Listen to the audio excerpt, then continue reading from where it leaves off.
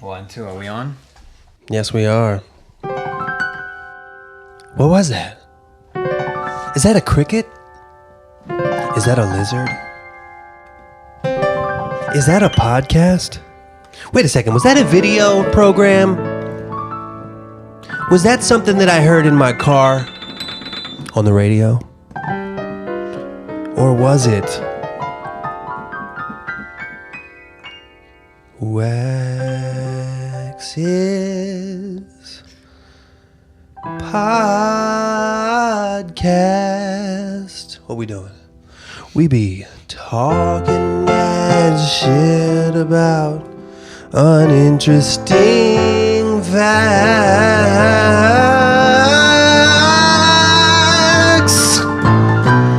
Wax's podcast.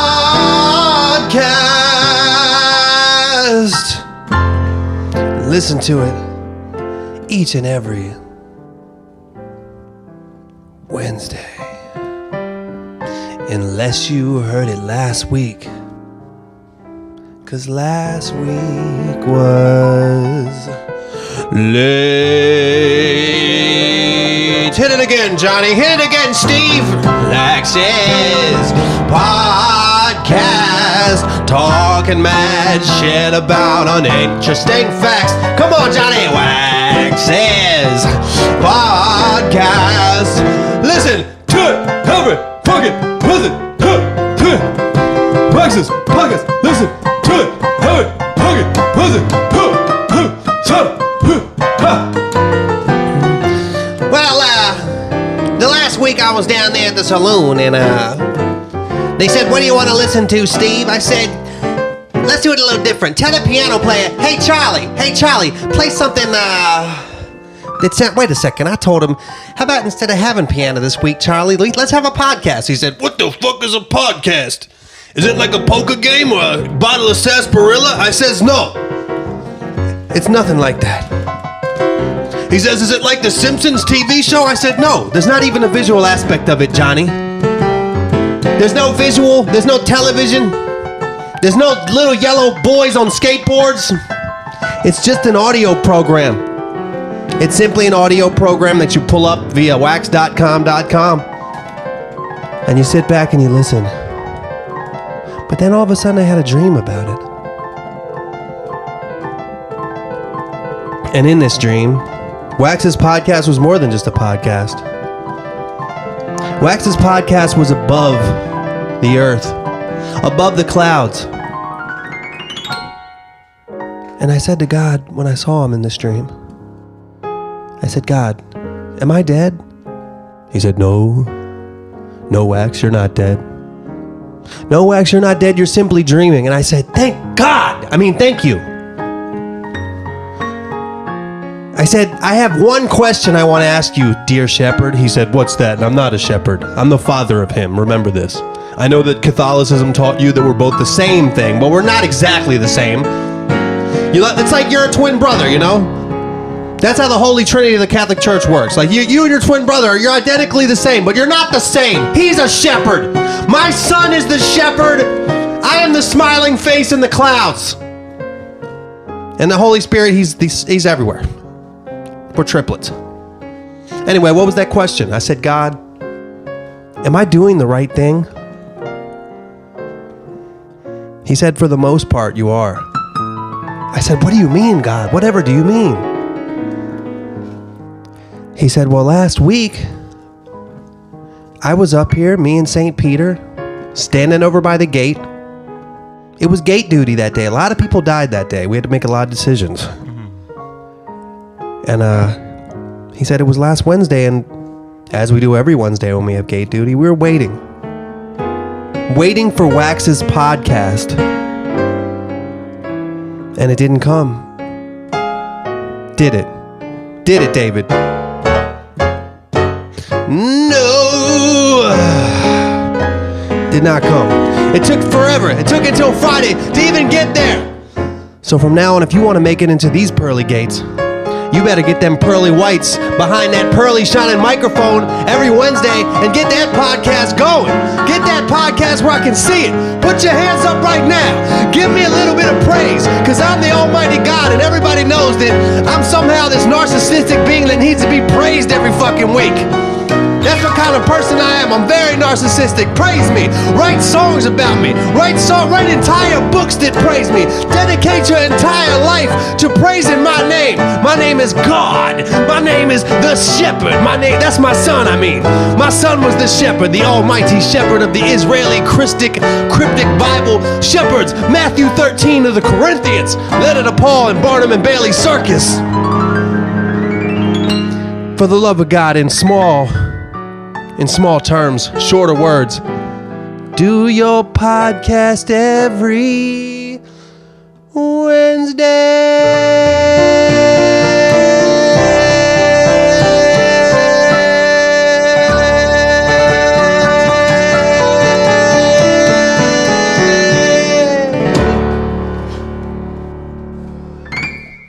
Very nice. Wow. Very nice. Very nice intro. Well, that was like 6 minutes. I thought that Mike from Long Branch, New Jersey had the most epic Wax's podcast jingle intro ever. That might have been. I showed you that, right?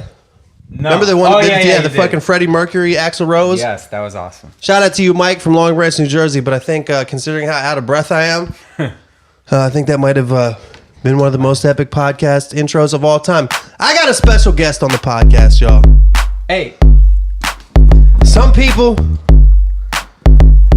just go by their name, you know? I think I'm special, right? I go by Wax. Right. Been thinking about this a lot recently, Dave. You know my favorite thing about being a rapper? What? My favorite thing about being a rapper is you can just go by any fucking name you want. Mm-hmm. You know? Yeah. Like and I can change it whenever I want. Like when Puffy became Diddy, he didn't have to go to the fucking Social Security office and wait in line and be like, oh, I want to change my legal paperwork. He didn't have to go to the DMV, you know? Right. You just change it whenever you want. Like, check this out. Look at me. I'm Rattlesnake now. Who you knew as Wax is now Rattlesnake. When I say rattle, you say snake. Rattle. Snake. When I say rattle, you say snake. Rattle. Now you know what, Davey? I think I went a little overboard. I'm changing it back to Wax. Okay, good. Everybody out there listening, if you have any liquor or alcohol, pour some out in the memory of the dead homie Rattlesnake. We got Davy Nathan on the program. It's not necessarily accurate to say that he goes by his full name because his name's not Davy. His name's David. That's right. Davy Nathan. Mm-hmm. You're hearing him tickle the keys right now. Piano player extraordinaire. Synth McGee. Sometimes it goes by Synth McGinth. That's true. I hear Synth McGinth. Very true. And he's one of my dearest friends. He also happens to be my roommate. He also happens to produce most of my songs now. Mm-hmm. I got a couple of producers, you and EOM generally, Lack of Afro, that I work with a lot. Mm-hmm. And, it's great to have you on the program. Great to be here. I was also thinking, I have more thoughts about rap names, Davey. Mm-hmm. What? I think it's cool, like I said, that you can be whatever name you want. Mm-hmm. But I feel like rappers, we need to get on the same scale. You know? Right. Because Big Sean and Lil Wayne, they're the same fucking size. They're the same size, Davey. It's true. Now, back in the day, if you remember, the Fat Boys, Heavy D, Big Pun, the Notorious Big, Fat Joe, all enormous. When Lil Bow Wow came out, he was little. He was a kid. Mm-hmm. He's now an adult. You know what he goes by? What? Bow Wow. He took off the Lil. You know, a little known, speaking of the word little, a little known fact. Mm-hmm. Did you know that Old Dirty Bastard used to just be Young Dirty Bastard? It was at his bar mitzvah. It was after he found himself on his pilgrimage to Calcutta.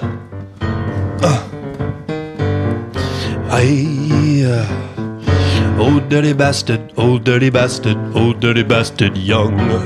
Old dirty bastard, where did you come from? He said, Brooklyn Zoo, Brooklyn Zoo, Brooklyn Zoo. I'm a Hasidic Jew, Hasidic Jew, Hasidic Jew.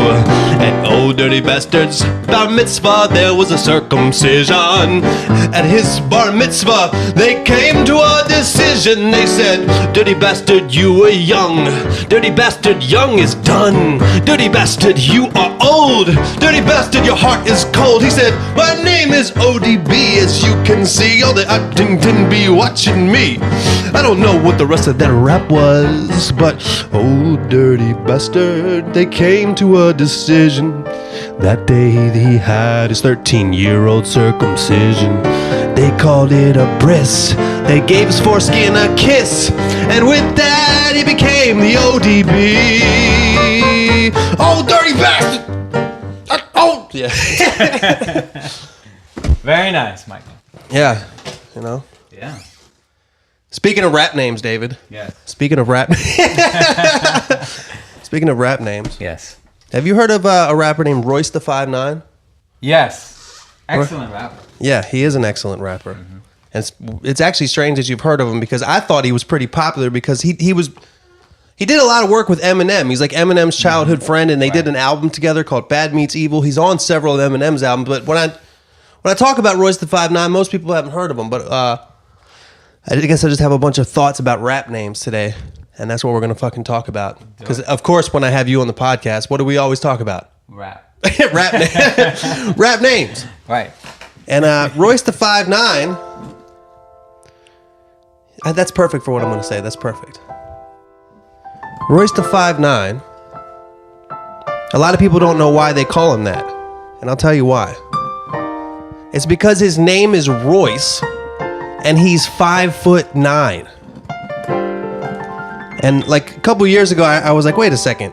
I heard him tell that story. I was like, 5'9"? I looked up 5'9", and just as I suspected, I swear to God this is true, you can look it up. 5'9" is the average height of a man in America. Is it really? It's the average height. Would you think it'd be shorter or bigger? Taller, yeah. You think the average height would be more than 5'9"? Yeah, like 5'10". Yeah, but still, 5'9" is not something. It's not, you know.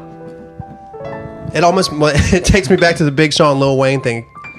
You picture Royce being like, well, I'm not Big Royce. Not really Lil Royce. Right. Just average Royce. Yeah, but like for somebody that's such a genius, an amazing rapper, Royce the 5'9", you would think he wouldn't name himself after literally the least interesting fucking fact about himself, you know? Right. So I got to thinking, what's more interesting about Royce? And then it's like, wait a second. How many people do you know named Royce? It's a pretty interesting name in itself. It's true. I don't know any Royce. It's like Rolls Royce. It sounds dope, just Royce. Right. Naming yourself Royce the 5'9" is like if you had a Rolls Royce, and when you showed it to your friends, you're like, yo, check out my Rolls Royce. It's got a steering wheel! You know what I mean? Those are nice chords, man. So, so I actually wasn't... Give me one of them little rap beat, because I was inspired recently by this rapper named Royce the 5'9". I started a new rap crew. We're called the Average Characteristics. And earlier I said that I could change my name at any time. I'm right now officially changing my name from Wax to Mikey with the 2 legs. I want to introduce my crew. The ACs, the ACs, y'all. The ACs, y'all. Average Characteristics. ACs, ACs, y'all. ACs, Average Characteristics. Yo, this is my homie heterosexual Steve. He loves the ladies. On the 1s and 2s, we got DJ Fingers. He got 10 of them, y'all. We got the one and only, my hype man, Eddie Not Blind. He can see like a motherfucker, B. Characteristics. Average characteristics. Average characteristics. Average characteristics.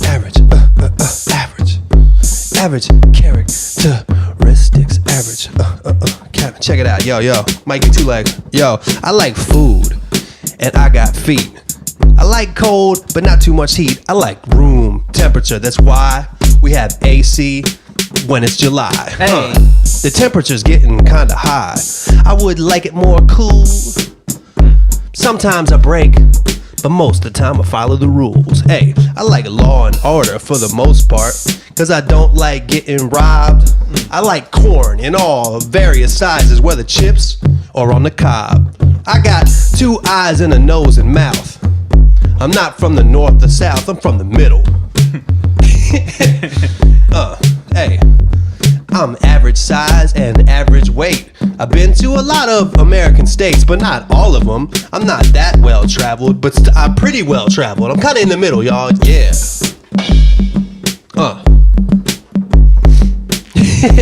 This is very much, there is, remember that guy back in the day, that I'm a regular, average, every normal guy. Remember that guy? No. You don't remember him? His name was John LaJolie. There was a great YouTube artist named John LaJolie that had a song called I'm a regular, everyday, normal guy. No, don't know that one. But he didn't take it far enough. He didn't call himself John LaJolie with 2 legs, did he? Right. Didn't think so. What's going on with you, Davey? I feel like I'm hogging the airwaves over here. I got a guest on my... That's how narcissistic I am. I can't even... Right now, I'm trying to ask you how you been. I've said 10 sentences. What's new in your life? This beat's kind of dope. Kinda. More like very. Hey, man, we're good. You know what I'm saying? We're out here in Sherman Oaks. You know, doing it, man. So we live together. Our other roommate is on tour. She is. But guys, by the way, our roommate and good friend Camila Recchio is I don't even like to call Camila a backup singer. Right. Because she's more like the side lead singer. It's not like she's Right. part of a group that, Right. that sways back and forth behind George Watsky. True. My boy Watsky is on the Warped Tour, y'all. Go check it out. Mm-hmm. Great fucking show. All my friends in the band, Cootie, Pat. Props to them. New bass player. New bass player. I think they got a new... Oh, wait. I don't know if they got a keyboard player. But it doesn't matter. It's going to be a great show. Yes. I don't know what they got. I just know that you could go to just Watsky himself and it'd be a great show. Right. They're killing it. And but you know, we got the house to ourselves, and it's crazy because now that Camila's room is freed up, me and Davey just take turns going in there and shitting and pissing and coming all over the place, just to fuck with her. It's gonna be hilarious when she gets back. Right, just shit and piss and cum Everywhere. Yeah, everywhere. It's great. She's into that though. Yeah, loves it. Yeah, man. So what's new? I'm talking about your life, Davey. My life. Anything? You've been doing a lot of work, huh? This is podcast 147. 147. I think the last one I was on was like 100. Wow. You Was it like did we do episode 100 as a thing? I think so. I think so too. I think we got really drunk and high. There was one time when we had Intuition on the podcast, and especially me, got really intoxicated, and we never put it out. We never put it out. And that was in our old studio. Yeah, so it must have been a while ago. You know what that means? In 3 episodes, it's going to be 150. That's kind of a what do they call it? Hallmark? Landmark? Milestone. Yeah. So since then, what happened? We closed the studio. We closed the studio in Burbank, and now for almost 2 years now, we've had the studio here in Sherman Oaks. It's been going pretty well. You've been doing a lot of work. Been doing doing a lot of work as a producer and songwriter, writing some might be hits. I mean, they're all hits. Yeah, I decided to get off the road. If maybe your listeners remember, I was touring. I was a touring musician for 10 years. Wow. Toured with a lot of big acts. Like who? Like my last tour was with New Kids on the Block and TLC. Wow. And you know who the opening act was?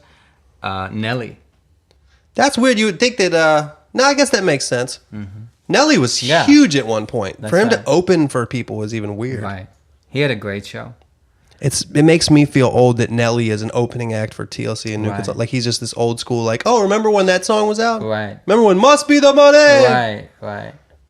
He is a funny dude, man. That was a great tour. So that was my last tour. That was like 3 years ago. And I decided to stop doing that shit because I got tired. And now I'm just home producing and writing and killing the game. You know so you're almost like living the dream. And I guess wouldn't you say that as you get older, you live your dream for a little while, and the dream can change. The dream evolves. Absolutely. What you dreamed of doing when you were a kid, which I know from your story that you told me. I don't know that you told it on the podcast. Your story about when you were a kid and you went to a concert. Right. I went and had that dream, and you kind of lived that dream for a while. Tell the story. I went to see Michael Jackson when I was 11. He came to Israel. That's where I'm from, Israel. And I went to see the concert, and I wanted to be in the band. I saw the band, and I was like, I want to be in that fucking band. And I never got to play with him, but I got to tour with a lot of big artists for 10 years. 10 years I spent on the road. I was on the road with Christina Aguilera and Tony Braxton and Patti LaBelle and Brian McKnight, a lot of people, and New Kids on the Block. And, you know, for a lot of people, that would be their dream job. You know, you get paid, and you're on the road, you're seeing those the those I world. mean, those artists, like, you know, it's not like you're doing punk rock kind of venues where you're sleeping on the floor. That's like kind of 5-star, right? Right. It was great tours, you know. Yeah, I never had to lift, like, I never had to, like, pick up a cable. Like, everything was set up for us. Right. You know, really nice tour buses. We flew, like, private jets sometimes. Like, it was the shit, you know. To a lot of people, that would be, like, the dream job. And it was for me for a while. But then it just became a nightmare job. Why is that? Well, it wasn't a nightmare. I'm exaggerating. It was just, like, I was just tired. I just wanted to be home. And I got tired of traveling all the time. You know? Damn. Not sleeping in my own bed. And then being, you know, at the end of the day, you're working for somebody else, you know? Right. And, like, playing their songs. And, you know, they're, like, multimillionaires doing their thing.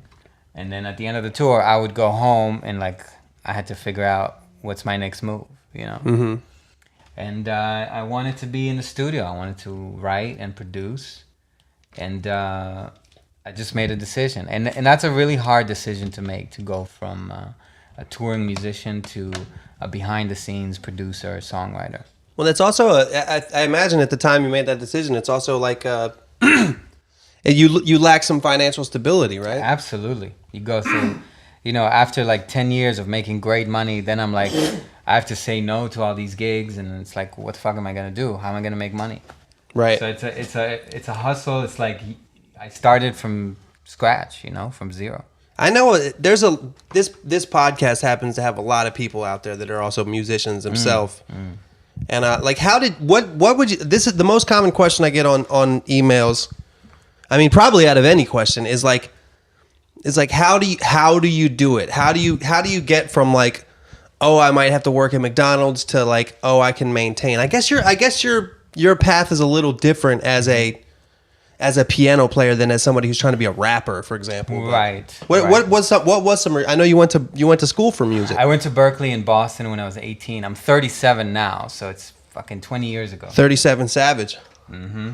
That's his rap name. Right. And yeah, I went to Berkeley, and I stopped going to Berkeley after 3 years because I started playing at this club called Wally's in Boston, and that's really where I learned how to play. And say more about that. What do you mean that's where you really learn how to play? Like Wally's, they have music 7 nights a week, live music. It's a tiny little club. It's been going on since the 50s, and it's just a really high level of musicianship in there every night. And the first night I was called to play, I was terrible. You know, like the guys there play on such a high level, and I was like, if you're not on that level, you're left behind very quickly. Right. And so, you know, but I was determined to learn how to do what they do and to like gel with them and to, you know, be one of those guys. And I did. And I just went in, you know, I just learned everything I had to learn and was in that crew all the time. I was at the club all the time, just playing as much as possible. And within 6 months, I started like getting better. After 2 years, I played there for 2 years, 2 to 3 times a week. After 2 years, I would say I had my thing, my sound. And I was able to be like in any band and kill, you know what I mean? Nice. Or at least play well enough that people would call me back. I think that's the fact that you get like thrown in. It's like you get thrown into the shark pit. You got to become a shark. It reminds me a lot of skateboarding. Like when you're like, if there's like a skate park and a little kid like wants to skate there, he's kind of got to step up to the level of the people that are the best there, and that'll make that kid learn way faster than anybody before him did. You know, and that's why these things progress so fast now. You know, that's right, and that's why I left school, because as soon as I started playing at the club, I realized I was learning more at the club than at school. You never finished that school? No, I don't think I'm not sure. You probably I'm sure you told me that before, but I forgot. Yeah, it was just like school. It's just practice. It wasn't like real life. And any job I've ever gotten that was challenging at the time, I was like thrown in, and I had to learn how to swim. You know? Even my first tour with Brian McKnight, I was 24, and you know, I was thrown in, and all of a sudden we're playing like big venues like 20,000 people or 10,000 people. And, from playing like weddings and restaurants and little clubs to going to that, even like when you play and it's like so loud, like even just getting used to that and being confident on that stage. There's no school for it. You just have to fucking do it and get comfortable. So because a lot of people do go to school, we both know a lot of people. I mean, I know a shitload of people that went to Berkeley, Right. That's kind of how I met you, is through people that went to Berkeley. But what would you say is some of the stuff you did get out of that school? Like, what's the most valuable thing you learned at that school? Well, other than meeting a lot of people that right. I still know today, the networking is great over there.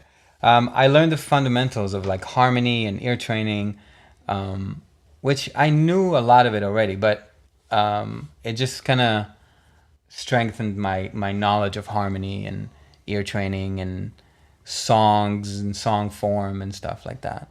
So they teach a lot of classes on like song structure. Yeah, you kind of have to take those. And then I had experiences there, like doing recitals, like playing in recitals. So like I did all kinds of recitals, different kinds of music. So rehearsing for that with bands. It was like a little bit of musical directing or working under musical directors. It was all like practice for what was to come. And then also, what else? It was recitals. Yeah, like doing shows. Yeah, man. It was just like, it was like mini real life, just like practice. Right, and you definitely there's definitely people that still come over to the house today that you know through that world, that right. Berkeley world. Yeah.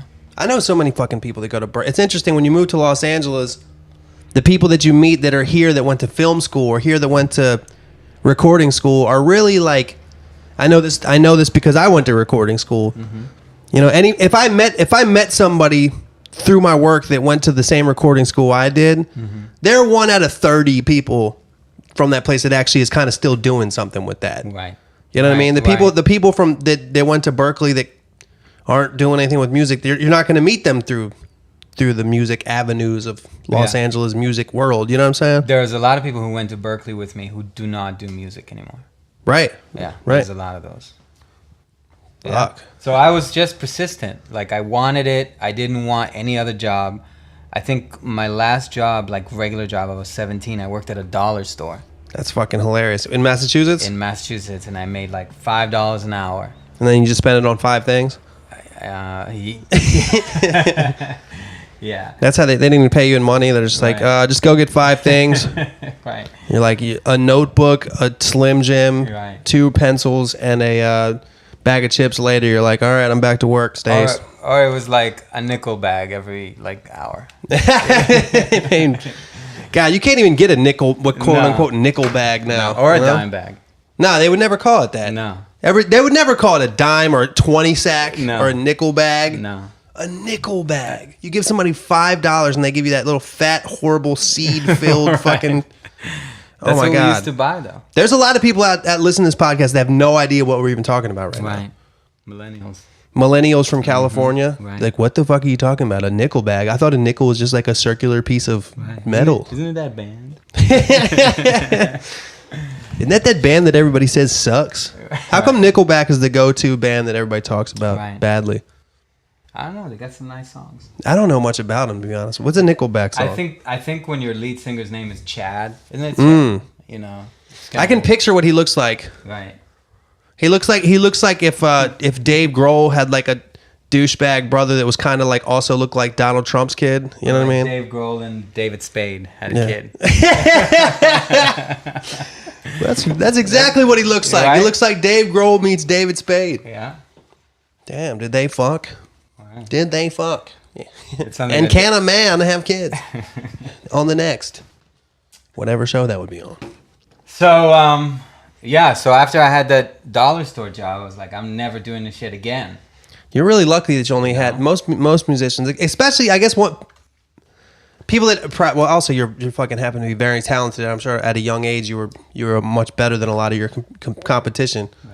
I picture you like when you were like high school age. You didn't even leave the house much, right? You just fucking played all day. You know what? I went to an arts high school in Israel, mm-hmm. and we played school used to end at 2:30, but we would stay in school till like 8 or 9 o'clock at night. because we would play. Just play piano and fuck around with synths and shit? Yeah, like we had like a band room and, you know, we would just like fuck around. For you guys that don't know, like an old school synthesizer, it looks like for you guys that aren't musicians, it looks like a keyboard. It looks like it has like a piano keyboard, and then there's a shitload of knobs. Right. You might see somebody like Stevie Wonder used to play these things all the time. You might see this in front of like Daft Punk or something, maybe playing a big ass synthesizer, and Davy can play this synthesizer. Like, it's one thing to be able to play the piano, like the actual keys, but he can play the knobs as if it's an instrument. And if you saw him do it and kind of knew what he was doing, you'd be like, okay, well, this dude spent a lot of time doing this. When was that you learned you developed your synth playing ability? I think when I was 12, I got into them. I just always liked synthesizers. I always liked, you know, the sounds that they made and the, you know, the possibilities. And I think but it was the sound that you know, attracted me to them. What were you listening to that made you like them? Remember The Prodigy? Yeah, of course. Yeah. Smack My Bitch Up. Right, that was way later, but I think his first album was 91, 92. So I was, 92. I was 12. So that and like that was the beginning of like raves and all that kind of, you know. And I grew up in the 80s, so I always liked, you know, 80s music that had a lot of synths. So I just love synthesizers. It's so funny, man. I grew up I grew up in the exact same era as you. I'm the same age as you, you know. Right. And me and my brother grew up watching a lot of MTV. You know, that's all we did. All the music that I liked when I was a kid is because I saw the shit on MTV. Because I didn't really have any other outlets, you know. Right. Either that or I might see it. My only other thing was skateboarding. So if Thrasher magazine had some T-shirt you could buy, I'd be like, who the fuck is that band though? And then at that time you could actually go to the record store and find their fucking tape. At that time, that's how it worked. Yeah, you don't just tapes. God, now you could look up every single band in a minute. What was your first tape that you bought? The first tape, I think it was He's the DJ, I'm the Rapper by DJ Jazzy Jeff and the Fresh Prince. We used to get tapes because me and my brother, before we really had money, for Christmas, I would buy him a tape and he would buy me a tape. Like our parents would take us to the local Kmart or whatever. They'd take us to Kmart. And like I'd buy him and he'd buy me a tape. We might as well just buy a tape for ourselves because it's the same fucking thing. When you're an identical twin and you're under 10, and this is for real even though I'm talking like this, you're even more identical because you don't know anything about the outside world. You haven't had like other relationships that the other one hasn't had. You both only know fucking a couple people. It's like, hi, this is me and this is Chris. Our other relationships involve the local kids, our parents, our uncles and aunts, and our few teachers that we all have the same ones. Nowadays, we live very different lives, rather. But back then, if I bought a tape for him for Christmas and he bought one for me, it pretty much was just like we might as well went to the store together and bought 2 tapes, y'all. Because you know what? We were best friends buying tapes. Best friends, being great, buying gifts, and listening to the tapes that we'd buy for each other. We were best friends, listening to tapes. CDs came later, but the tapes were in shape. They were only in shape if you had a pencil to twist. Cause sometimes the tape would come out and you'd get real pissed. But make sure it don't break or you have to get another kind of tape. That masking tape, it's surgical. Oh my God, have you heard of Tool? Yeah, they were a band back then too. And you know what? We liked all that stuff. But the weird thing is, although we're still best friends, the world's gone on. Tapes are a thing of the past. CDs are even becoming a thing of the past. But you know what's not a thing of the past? What's that? Brotherly love. Brotherly love will never go away until the robots take it from us, which could happen, sadly. Have you seen the marimba robot? No. That's actually he plays the robot that plays the marimba, and they taught him how to improvise.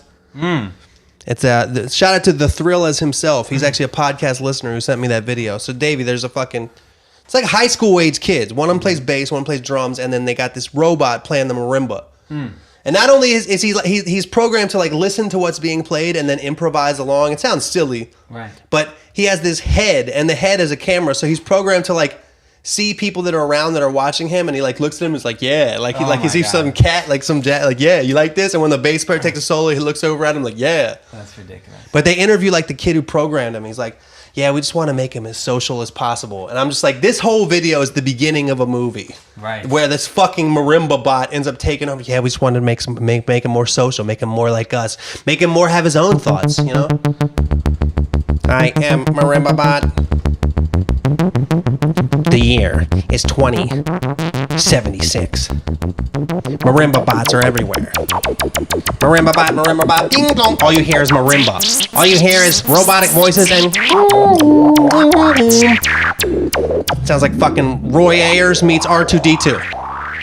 It's the only existing things in the world. The reason I saw that there's a robot that you can that makes you a better ping pong player. What do you mean makes you makes like a teacher? Like you play it and it make like you practice with it. Oh, that makes sense. Yeah. That makes sense. That's almost. It's. I mean, dude, you could have the same thing with a chess player. You know, I think they're like the earliest computer. The earliest our AI is chess playing software, and it used to be that the best chess player could beat the best robot. Right. But I doubt it now. Checkmate, Earthling. It only took 2 moves. King to 6-4, queen to S3, rook to 7-5. Checkmate.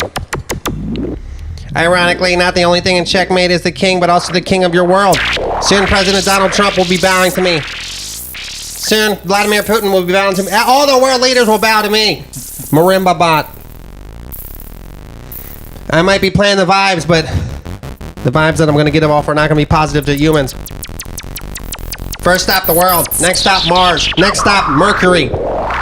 My robot skin can handle various temperatures. I don't need to breathe oxygen. I don't care what kind of surface temperature the planets have. All I care about is there being marimbas there. I just want to play marimba. The only reason I keep human beings anymore is because they make good bass players for me to improvise on top of. They haven't invented a bass bot yet. I need bass playing humans. I keep all my bass players in a robot cell. Marimba bots surround them with their hands and mallets up.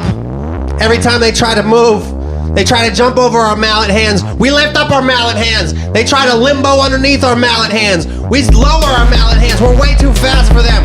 And our marimba playing skills and improvisational wizardry will...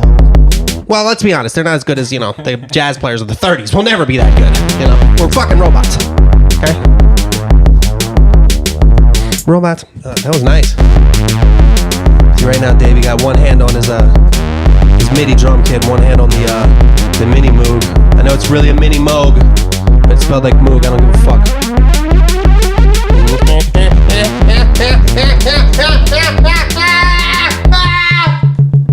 That's my impression of a robot being melted down.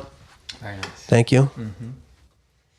What I was gonna say though is when me and my brother were in elementary school, and like we were watching like hair metal and shit. This is before even Nirvana. This is more like Guns N' Roses, like in between hair metal and Nirvana. So Guns N' Roses. That was my first tape. Guns N' Roses. Appetite for Destruction. I had that on tape. Yeah. But my point is like we didn't come from a musical family. Mm-hmm. We didn't have anybody around us that taught us anything about music. So everything was very on the fly. Mm-hmm. Like I remember getting a guitar, and then I asked for an electric guitar because I wanted to sound more like Guns N' Roses and shit. You know what I'm saying? Right. But then I started playing the electric guitar. I was like, man, this thing just sounds like a dinky version of the fucking acoustic guitar that's way too big for my little 5th grade, 6th grade hands. Right. But then I found the fucking button on the amp. It didn't even say distortion. It said something. It said gain. It was like a gain button on the little tiny amp, and I was like, my fucking mind was blown. I was like, what the fuck is this? I thought that you just get good at guitar. I thought that you could just get good at guitar and the shit would just sound distorted. You know what I mean? You'd learn how to do something with your fingers that made it sound like that. Right. Rising up out on the street. I'm singing the wrong part of the song. Picture me running up the stairs, but instead of the stairs in Philadelphia that Rocky ran up, I'm just talking about my stairs in my parents' house as a kid. I hit the distortion button and I ran upstairs to tell my brother. I said, Chris, Chris, did you know you don't actually have to be really, really good at guitar to have that weird sound that I'll know at a later date it's called distortion, but for now it just sounds like some shit Guns N' Roses have. He's like, oh, wait. Slow down your words. I don't understand what you're saying. Will you do this and I'll do that? I like dun-dun-dun. That's nice. You ad-libbing over over a classic? It's ballsy of you, Davey. Hey, man. That's what ad-libbing over a classic, he says. Says, I know this is the Rocky theme song, but I think that I could have wrote a little riff in it. Dum, dum, dum, da. That's nice. That's nice. If you would have wrote that song, that would have been the background singer part. Right. Hey, we should talk about... I wish I could sing falsetto, man. Your new projects. We should. We should. All right. I'll give a brief synopsis, and then you add on. Cool. The brief synopsis. The project that me and Davy Nathan are working on right now. 37 Savage. 37 Savage.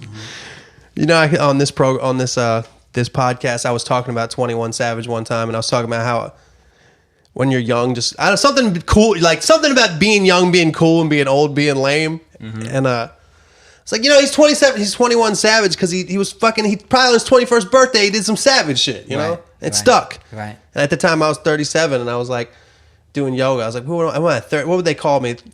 It's besides, I was like, I ended up calling myself 37 Spiritual. Was the point? It was fucking gay. Is he gonna have to change his name? Because when he's 24, oh, I know that. 25. That's funny that you said that because I was thinking about rap names and I was like, wait a second, is he 20? I don't know how he got it, but he's older than 21 already. He's like 24 now. Oh wow. Yeah, you can't be 21 forever. Right. That might mean something totally else. Who knows? I like the name though. Yeah. I actually like 21 Savage's music too. Maybe it's like a blackjack reference. It could be. You know. Could be. Maybe he's a sick blackjack player. Right. Maybe he likes 21 Jump Street. You know? Mm-hmm. He's like a Savage fan. Right. You know? He's got all the posters. All the posters. He started the fan club. Right. And and everybody in the fan club has a message board and they have to have like a little name. Because 21 Savage sounds like an email or screen name, you know? Right. It's probably 21_Savage. at yahoo.com. Yeah. He's like, I know that a lot of us are younger and we got into 21 Jump Street from the movies, but like I've just started watching the old show with. Did you know Johnny Depp started on that? God, can you imagine now he's doing Pirates of the Caribbean? Anyway, here's my hardcore rap song about killing people.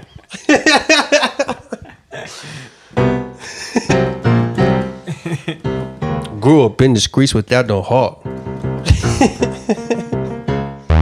That's a shit. Young Savage, why you trapping so hard? Why you just capping so hard? I grew up in the streets without no heart. Something, sort. He said, neighbor, look at the calendar. Thought it was 4th of July. That dude talks about just killing everybody. Okay, so we're doing a lot of sidetracking. Right. A lot of, what do you call, digressing. Yes. That's 37 digress. The project, which we might change the name of and might not, I don't know. Right. But we're making an album, man. The next Wax album, which is going to be an acoustic album. It's not, but the thing that people should know about the album is it's not like a bunch of songs where it's just acoustic guitar and singing. It's not like we're taking the Acoustic Monday project and just putting that audio onto a Spotify, CD, iTunes, and all that. Right. We're taking some of those songs and maybe some other songs. And breathing life into the project, putting a lot of fun stuff in it. Really, kind of not really caring too much, just kind of being creative with it. You know, and we're gonna create the next Wax album right here at our house in Sherman Oaks. It's gonna be the Wax acoustic album. We're close to like having it. I think, you know, it needs a couple songs from scratch. That's it. Right. But the good ones are real good. Really good. The good ones are real good. People are gonna be surprised, I think. Yeah, I think so too. Some people out there are going to be surprised and be like, "Wait, when is this guy going to do some hardcore raps again?" Right. You know? And to that guy that said like, "Yeah, exactly. Don't worry. Those are coming too." 21 Savage with the motherfucking guitar. If I wasn't India, I'd play the fucking sitar. You can call me motherfucking Indian Jimi Hendrix. The way I play my shit, this shit is fucking endless. You could see me rap, sort of like my name was Kendrick Lamar. Fire like Hendrix guitar. Come through and I will do my thing like a Bendis the bar. Hey, I raise the bar like I did the fucking limbo match. I be on the fucking hippo's latch. Take the hippo out the cage at the zoo. Rage against the machine, rage against you. Hey, I hate your whole fucking team. When I'm on the microphone, I'm really fucking mean. Angry, rageful, vengeance, fucking hateful. 21 Savage, why you trapping so hard? Well, on the microphone, you know I am the god. Average characteristics, that's my motherfucking squad. Got one finger, it's like I got 10, guard. 10 finger, 10 toe, one fucking nose. Lot of bitches, lot of hoes. But that wouldn't be average, so I don't got a lot. I got like one, you know, one girl's what I got. I got a girlfriend. We hang out sometime. I ain't got a lot of hoes, ain't got a lot of dimes. I got 6s, 7s, 6.5. I'm an average motherfucker. Don't be making me laugh. No, but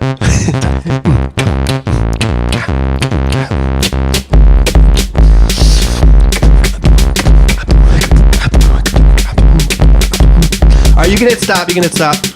Alright, that was the first song off the album. Should we show them any more?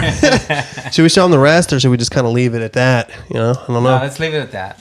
Alright, cool. So that's, if you wanted to get a taste of the album, like right after we started talking about the album just now, we hit play. Mm-hmm. And like, you know, most of the albums actually kind of just sounds exactly like this podcast. Wouldn't that be nice? You know what? Keep this going, Dave, because I want to do something. You know, back in the 40s and 50s when television first came out, they didn't cut to commercial break. Right. They would just play a song that they wrote especially for the sponsor. And we have 2 sponsors on this podcast. Tsunami Premium Vapor.com. You should go and get it. It's the bomb. Let me pull up this thing that I wanted to say. Keep it going, Davey. Keep that going. Keep that field going. I got a package from TsunamiVapor.com, and I tested it out recently. Their products are amazing. If you like vape, if you like oils and wax, dabs, or even just the old greenery, they sent me the High Wave Wax Vaporizer Kit, the Surge Oil Cartridge Vaporizer Kit, the silicone mats, the containers, the dry herb grinder. They also sent me the High Wave Wax Atomizer and the High Wave Wax Bubbler. And let me tell you something as a reminder. If you go to TsunamiPremiumVapor.com/wax, they'll give you 10% off anything of which you ask. Anything you purchase, you'll get 10% off, y'all. Shout out to my man Chris M from Michigan, sponsoring this podcast. TsunamiVapor.com. If you don't know how to spell tsunami, it's TsunamiVapor. No, with premium in between those things. TsunamiPremiumVapor.com. Proud sponsor of Wax's podcast. .com.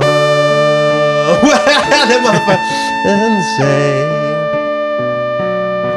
only fools don't buy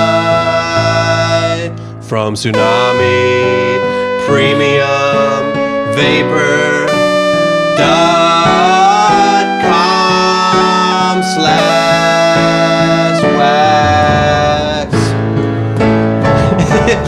Should have tuned it first. Yeah. That's awesome how that old school synths actually get out of tune. I think that's fucking great.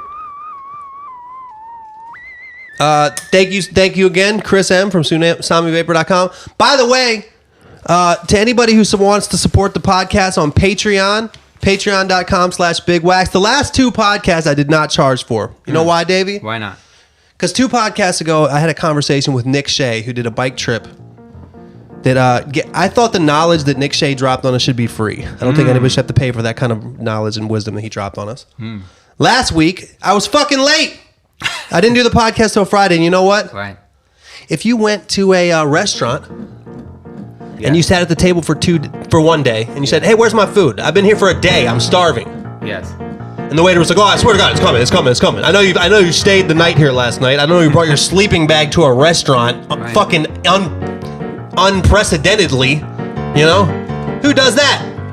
Then the next morning, you're like, "Dude, I haven't eaten in 2 days. There's a fucking restaurant across the street. I could just go listen to that podcast." Right. That was supposed to be a mix-up of the metaphor and the real thing. And he's like, "No, I swear to God, Wax is in the back cooking your food. Yeah, I swear to God." At the end of the day, I'd be like, "Dude, can I just eat my meal for free?" But this week, with the lovely music on this podcast, Patreon will definitely get charged. But if you want to help me out, you can just do 50 cents an episode. I think if you want, you can do fucking 1 cent an episode. I think that's possible. I'm not sure. But a lot of you guys are supporting me on that. I appreciate it. But while we're talking sponsors, Davey, I got one more sponsor. I got one. This is perfect to play. Because we're talking about the Texas Road Stand, y'all. Wax's podcast is not for everybody. But Texas Road Stand is for everybody. It is for everybody, but it's not nearby everybody. It's out in its own place. It's really out there. It's in Cedar Creek, Texas, y'all. The Texas Road Stand. Had some people order the Wax's podcast burger down there. It's sold out a couple times. Thank you to Ghost in the Pines. Well, when you're in the state of Texas and you wanna eat something that tastes great in Texas, you want something good on your plate in Texas, yeah, Texas Road Stand.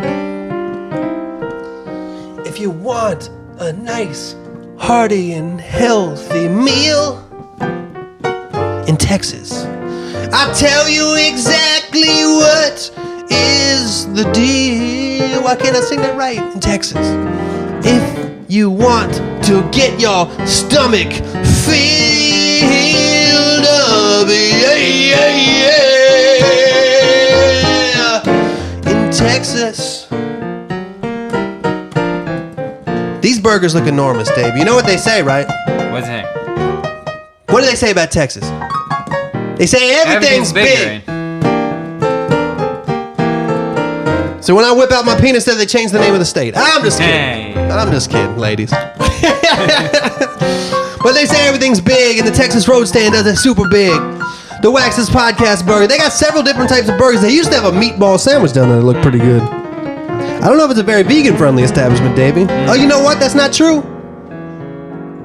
They had a veggie burger special the other day, Davey. That's nice. So next time we travel to Cedar Creek, Texas, which is right outside of Austin, I think I'll get a vegan burger. Texas. But maybe get cheese. But if I get that, tickle them keys, boy. Tickle them keys.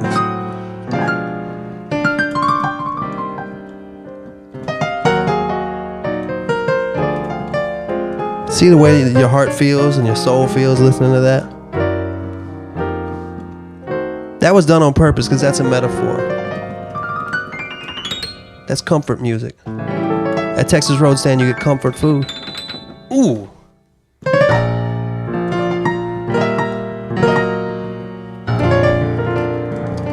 That's for you, Marion.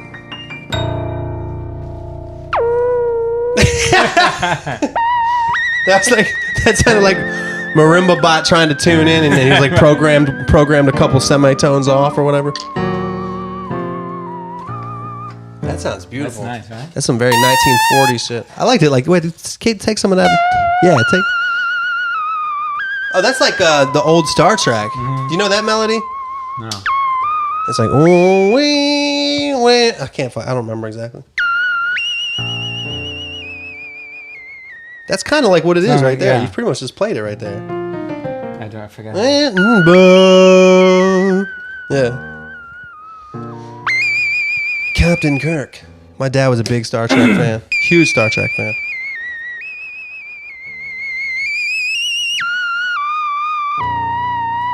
That's nice. Spock, Kirk. I have a joke I'm working on with Star Trek. Yeah. Will you play that and I'll tell the joke? We're getting close to our hour, so I might as well tell my amazing Star Trek joke. This is the joke. You know, a lot of people think that since we don't have, like, flying cars and shit, that all the predictions from the old sci-fi television shows didn't come true. But that's not true. Because I watched Star Trek as a kid, and some of that stuff from that show we have now. Think about it. They would communicate from ship to ship with something just like Skype. Or FaceTime? Yeah, I called it FaceTime. Somebody else told me to call it Skype for the job. I don't know. I like FaceTime better. But maybe I said Skype. I don't know. But on land, they would communicate with each other with cell phones. Right. And think about it, when you get those. We used to be amazed by those doors that would open automatically. You have those at every Right. grocery store now. Right. Don't get me wrong, though. And Spock, he was a robot, right? He was a Vulcan. So which one was the robot? The robot was from the second one, Data. That's That was from the Next Generation. Did he play marimba? I bet you he could be programmed to. Is there a marimba sound? I didn't finish the joke, but the joke isn't funny anyway. It's only be funny in front of an audience. But it goes on. But don't get me wrong, some of that stuff from that show seems totally unrealistic now. Like talking to aliens, beaming people up, racial harmony.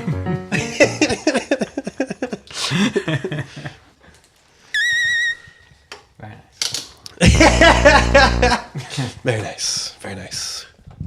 Yeah. Is that an Israeli thing? Very nice. Because you and Orr both say that. Very nice. Very nice. You know we're an hour in. Yeah, I usually do an hour. Oh, okay. It's 50 cents. We were not going to stop until the actual hour. Was there anything else that we want to talk about? For everybody that's a regular podcast listener, if I told you, because I caught pretty far up on the emails. If I told you that I was going to answer your email on the podcast this week, I'm going to answer it on the next podcast. I don't have time. This is a musical podcast. Musical podcast doesn't always have this section for questions and answers. We did do the shout outs to the sponsors though. And I already have all the stuff. Shout out to Farrell the Earthworm, by the way, man. Sent me a crazy email this week. That was dope. And the next podcast of this coming week will have all those questions and more. You know what? I'll make it. Next podcast will have a very long question section. How about that? I think people were happy to have you, Davey. Sweet. Did you enjoy being on Weiss's podcast again? Great. These are by far my favorite episodes. Yeah. Yeah. That's by far. We need to do one with because the only really recurring podcast guests are you, T-Rex, and my brother, and that's not, and EOM a little bit. Right. But he usually does it from the phone, and then it's like Zach Sherwin would be a good one. that would be a great one. Oh, dude, he emailed me. I gotta talk to you about that after this. Yeah. He wanted to get up on Friday. Should we say something about Brianna and that whole thing? Yeah. I've talked about that project. Oh, okay. Me and Davey also have a side project I've mentioned many times on the podcast. The side project is called Caviar, which, by the way, listeners, we geniusly named our project Caviar with 2 V's now. 2 V's because it was another band called Caviar. Whoa, that's nice. Yeah. Dum dum da dum dum busy bit of the girl from Ipanema. I saw her way down at the Sherman Oaks Galleria. The girl from the Sherman Oaks Galleria. The girl from the Sherman Oaks Galleria. Saw her down at PF Chang's. Then I saw her at the movies. Saw her at the 24-Hour Fitness. And then I saw her at Ben & Jerry's, Starbucks. Ooh wee. The girl from the Sherman Oaks Galleria was so lovely and so beautiful that I said, there's already a movie theater here. Why don't we go to the movies together? Ooh. was nice while it lasted, but like a man who fasted, I wanted a little bit more. And there's the hour mark, y'all. Wax's Podcast, episode 147. You know how many fucking episodes that is? 147 hours. That means it's 294 half hours. You can watch 294 episodes of Seinfeld. And that's not even accurate, because those are actually 22 minutes cut for commercials. So you could probably watch like fucking 400 of them. Or you could listen to my entire database catalog of podcasts. That's a lot of goddamn podcasts. Hey, are we getting in?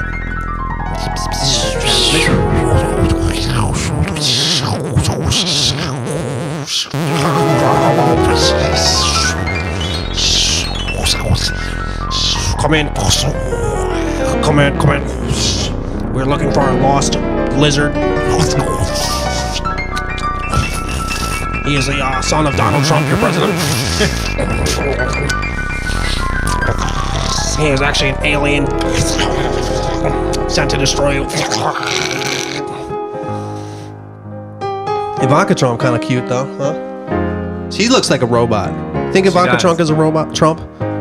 Ivanka Trump looks like a robot that Donald Trump would have made to be hot.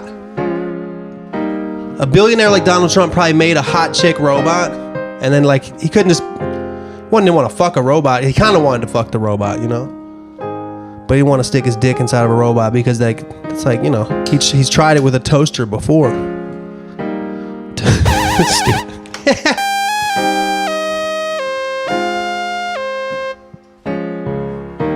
And we'll keep on fighting to the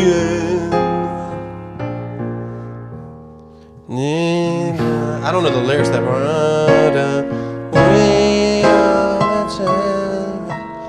No time for losers, 'cause we are the champion. No time for losers. I never noticed that's a pretty hitting lyric in that song. Right. No time for losers. Shit.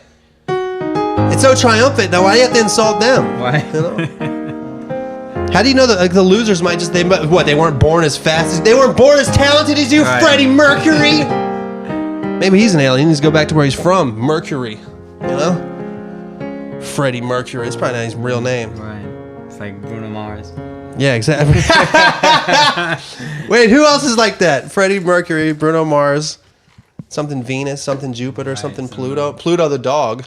There's a dog from Disney named Pluto. Right. Keith Moon. Isn't there somebody Earth? Something Earth. Is there Keith Moon? Keith Moon. Yeah, Keith Moon, the drummer. Yeah. Saturn. Is there a Saturn? There's got to be somebody Earth. Right. Something Sun. Mumford and Sons. Mumford and Sons. Freddie Mercury. Bruno Mars. Venus Flytrap. I don't fucking know. Anyway, why don't we just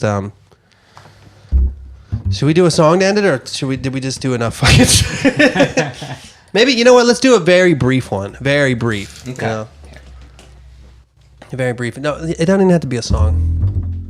I like that. That's perfect. This ain't an outro song. This is for when you guys are already leaving. Hi, I'm Steve the janitor.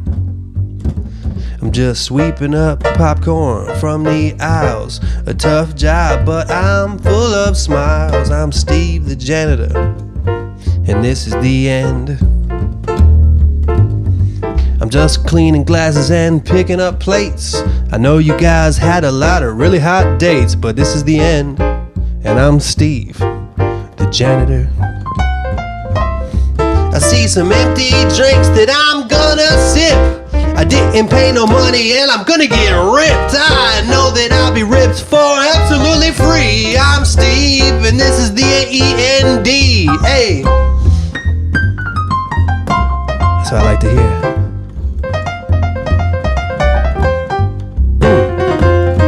Hey, who? Wait, Mr. Bartender, don't leave. You're the last person in the audience. But I gotta get home, Steve. My wife's waiting for me. I got my kids waiting for me. Everybody's waiting for me. They want to watch the movie. But come on, you gotta at least see the end of this number. All right, Steve. I'll stay for one more verse.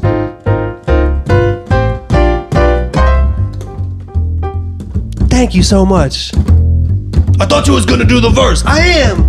I have to get mentally prepared for it first. All right, here it goes. Well, I thank you for coming. I'm sorry you left.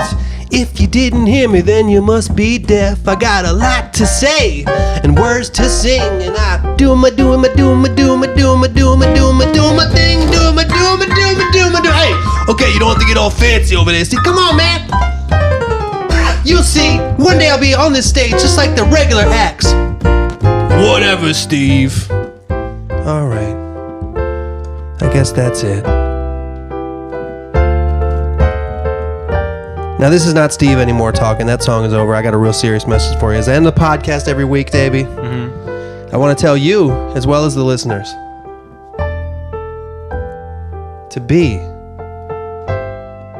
safe out there.